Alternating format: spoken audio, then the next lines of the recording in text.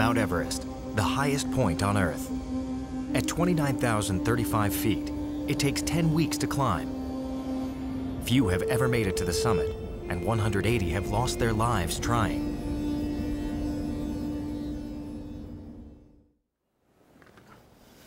Eric Weihenmayer will be attempting what few climbers dare. But if he is successful, he will be the first blind person to climb Mount Everest. All right. So should we practice? The steps are going to vary on the different ladders throughout the ice falls. And the ropes will be anchored exactly like this. It's a little bit springy, it's a little weird, and sometimes the ladders are a little bit off kilter. Whoa! I love climbing. Here, do that, and then you can save me. I love the experience of it. I love the outdoors. I'm imagining myself like 1,000 feet off the ground. Last step. Yep, there you go. You're at the pole.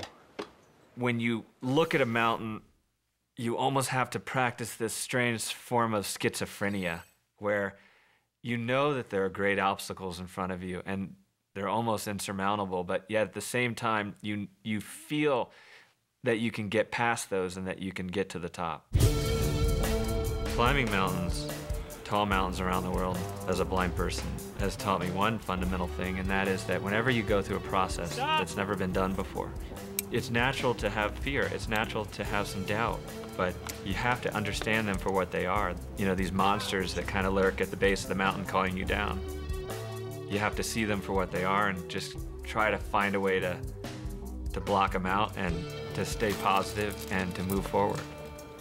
Sure, being able to see is definitely helpful, and don't get me wrong, but there are a whole bunch of other things in the equation. What is terrifying for a blind person is patternlessness. And that's why I think a lot of blind people probably are intimidated by the outdoors. Everything in life has a pattern. You just have to figure it out, and even a rock face has a pattern. It's taken me years and years to figure out the patterns of nature. It has been a long learning process, one that Eric began when he started to lose his sight. For Eric, mountain climbing, like blindness, is about overcoming barriers one step at a time. I realized that I was going blind from an early age, but that didn't really affect me. It sort of was like this little sensation of doom in the pit of my stomach. I just tried to be a kid, though, you know. I mean, I like to do things. I like to jump out of trees and land in big piles of leaves. When Eric was little, we had noticed that his eyes were shaking, and my wife took him to the doctors. And it was a day which is indelible in my memory because the doctor, after a lot of investigation, tests and everything, came out, and his words are memorable. You know, he said, "I'm sorry to inform you that your son will be blind by the age of 13. Eric was born with retinoschisis, a rare disease that causes the layers of the retina at the back of the eye to separate. Over time, as the retina splits into two layers, eyesight deteriorates in pieces. It was explained to us that, you know, this was a 1 in a few million people disease. I mean, there were really just a few people in the country, maybe 100, that had something like this. And Eric was the youngest to have ever been diagnosed. When anyone tried to force me to take a look at what was happening to me, I would block them out. When people talk about going blind, you know, you're afraid of seeing blackness. I wasn't afraid to see darkness. I guess it was more of a fear of being obsolete, that I would lose out on so many things in life, you know, that I'd be a bystander, you know, just sitting there on the sidelines, watching things go by or listening to things go by. I remember that I thought, all I want, all I pray for is that he wind up with a meaningful life. To that end, Eric's parents did everything in their power to make certain his childhood was as normal as possible. A lot of people had recommended that his mom and I send him to a school for the blind. Actually, that didn't sound right to me because at that point he still had some vision. He had enough vision to walk around, and it was totally unacceptable to his mom. But school after school rejected Eric because of his growing vision problems. Eric's mom persevered, finally winning him admission to a private school on the condition that she provide him with extra help. My mom was just like this fierce sort of lioness, you know, mother lioness, just protecting me and making sure that, you know, I didn't miss out on any opportunities, that I was doing things that other kids were doing, you know, like with field trips, you know, she would come along so I could take part in field trips, and she would describe things to me. Here's the beta.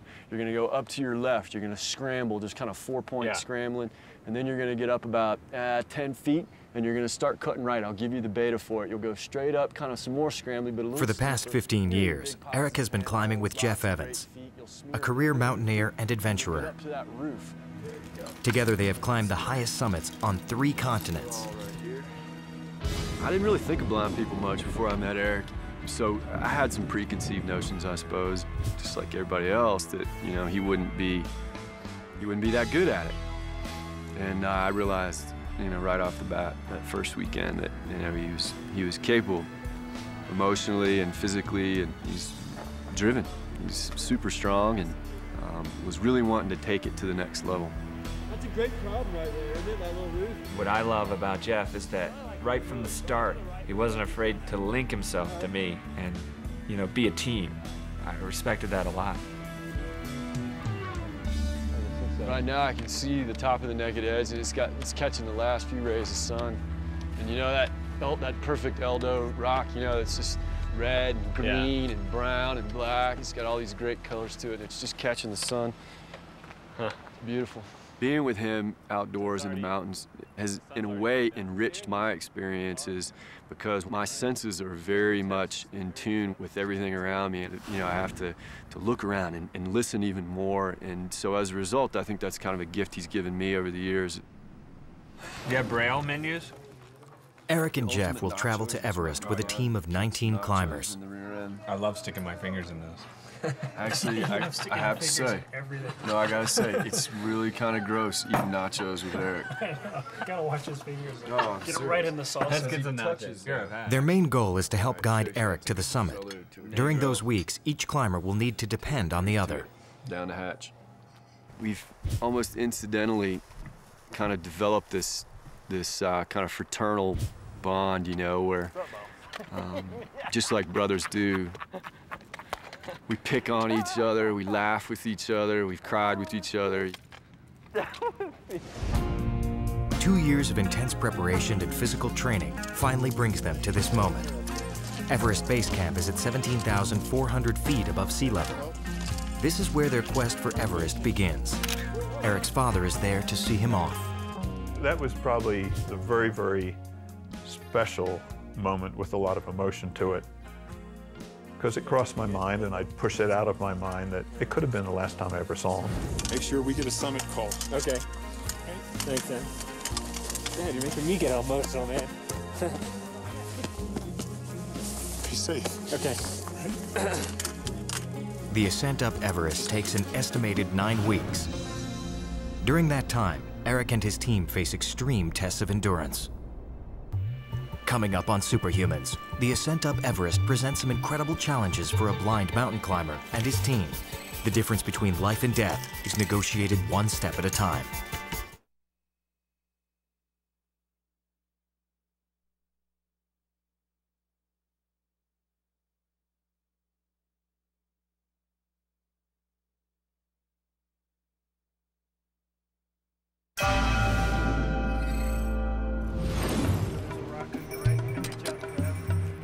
Eric Wyanmayer is attempting to do what no one has done before, to be the first blind person ever to reach the summit of Mount Everest.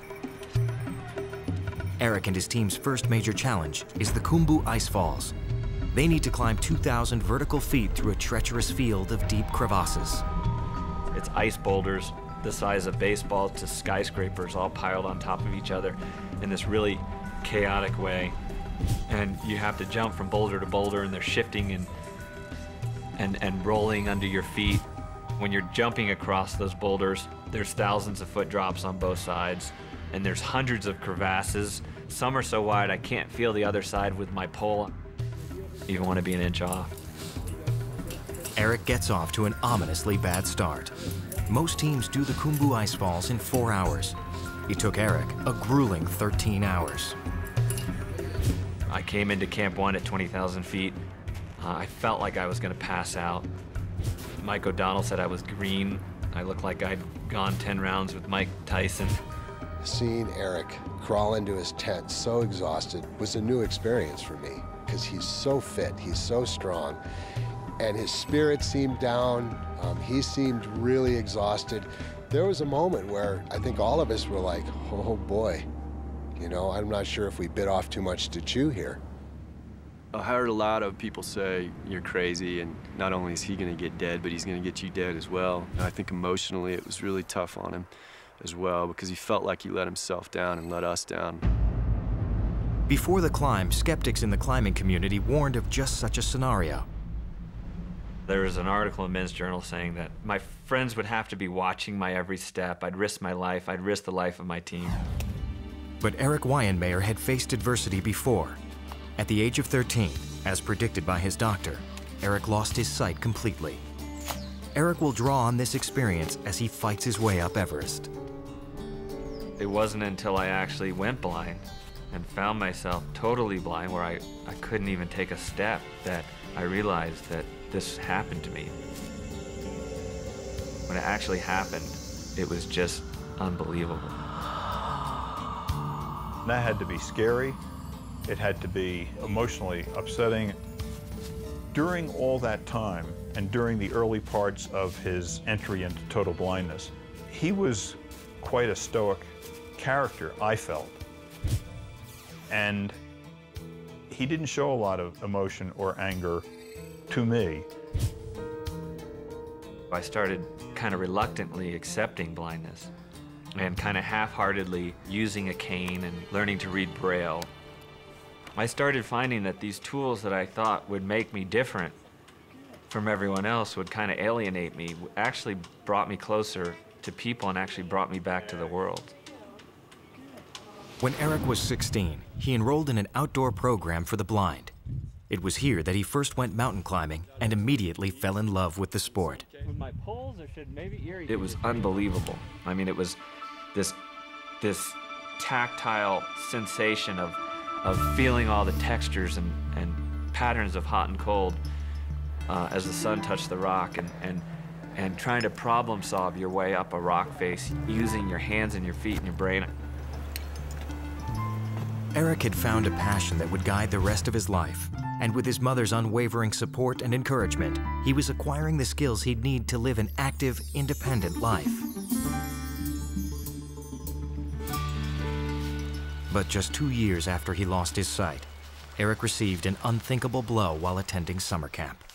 My dad and my brother showed up at camp early. They told me that my mom had died in a car accident. So,